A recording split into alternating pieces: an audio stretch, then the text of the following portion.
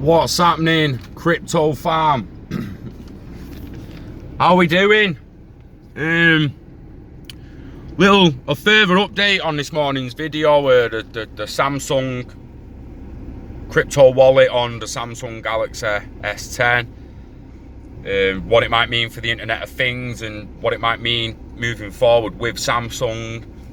I've just seen an article. I don't know how I'm missing it. I need to start upping my search game in the morning, what I'm specifically searching. But to be honest, I've been all IBM. Didn't really drop Samsung into the search, and I'm wishing I would have now because I'd have known 6 days. Well, what's the date here?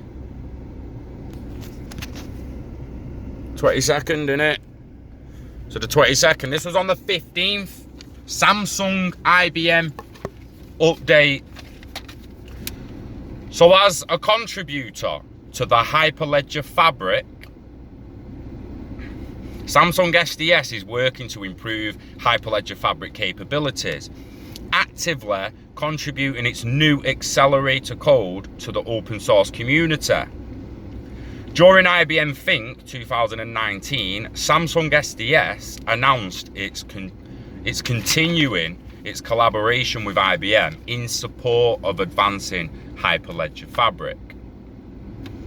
Hyperledger Fabric is the framework what generally institutions, corporations, companies at the enterprise level. It's open source, anyone can go on Hyperledger and start building, but specific tools and frameworks are geared towards specific blockchains and institutions, corporations, companies. Hyperledger Fabric is modular, but again, what I'm mostly hearing is people are building permissioned blockchains on it. So it is interesting. Samsung SDS is working to improve Hyperledger Fabric capabilities and is actively contributing its Accelerator code. The code is expected to significantly improve Hyperledger Fabric performance for specific use cases. Again, it's modular, so they'll be improving performance for specific use cases in specific industries and areas. I've got another bit here.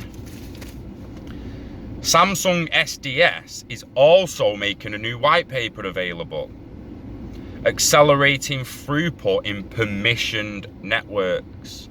As said, every time I hear something about Hyperledger Fabric and it's a big firm, it's generally a permissioned network. Permissionless would they distribute it on Stellar, Ethereum, something else, and the permission private would be on Hyperledger. It's interesting. What the paper does is it validates the applicability of Accelerator to the Hyperledger Fabric. So the application of the Accelerator code is being validated by a new accelerating throughput in permission networks white paper. Samsung are leading the way when it comes to partnering with IBM. They're leading the way when it comes to being IBM's front of the queue go-to retail seller. And as far as this article is suggesting, Samsung will become their first reseller of blockchain technology, applications, platforms, whatever IBM want to distribute onto mobile and electronic devices, no doubt made by multiple companies, but Samsung will be apparently the first that they'll distribute to, and then you'll see them getting rolled out across Korea, South Korea. As said this morning, I was expecting it to take a little bit longer, but I actually feel like towards the back end of this year now, you're going to see in South Korea, or maybe North Korea as well, I don't know. Samsung South Korea though, it's going to be there first. Why they got 4G and we'll get 5? They've probably got 5G already over there. But as said this morning, I thought it'd take a little bit longer, but I'm expecting at the back end of this year now to hear that there's some fridges and freezers and ovens and microwaves and sound boxes, boom boxes, stereos, mirrors, a mirror that's got a calendar and all that on it. Smart devices rolled out in Korea, blockchain capable and ready to plug in to your Samsung crypto wallet if they haven't got their own wallet. So imagine your Samsung crypto wallet on your phone, and at the end of this year on your S10, it might just be wallets. And you have Bitcoin, Ethereum, XRP, and God knows what else they'll add. But then 6 months down the line when the devices are coming out, or two years down the line when the devices are coming out that want to spend that crypto for you, it's either going to pull it out your phone, or your phone will then distribute it to your other devices. As long as your phone's on the internet, and smart things is like, well, your fridge needs a bit of money, it's running like, it's sounding a little bit impractical, and a bit of just a little bit of hard work for the devices to be constantly tapping into the phone. I'd imagine they have their own crypto wallets that you just move a little bit of crypto to every now and then. And if there ain't no crypto in its wallet, I'm sorry, but the device isn't coming on, is it?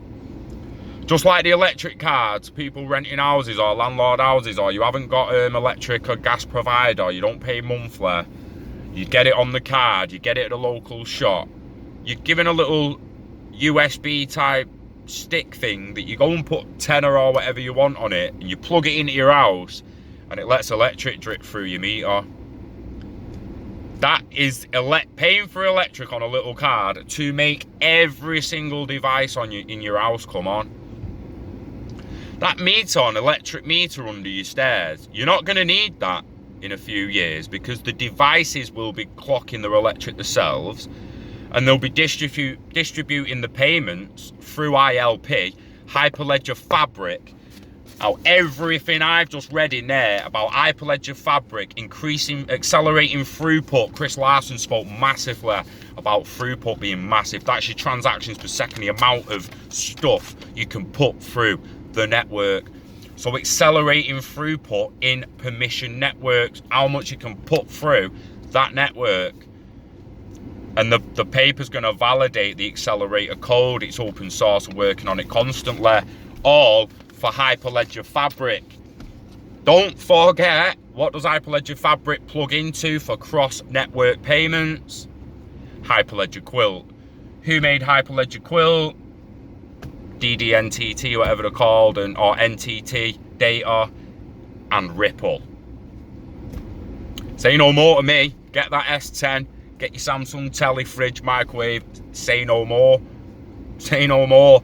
Samsung crypto wallet, Hyperledger Fabric, Hyperledger Quilt, into ILP, into XRP for cross-network payments. Done and dusted. Stick your XLM up your ass. Stick everything else. Or if it ain't Hyperledger in it, I don't want to know. Don't stick your XLM up your ass. Keep it on your ledger or whatever wallet you've got it in, but you get my point.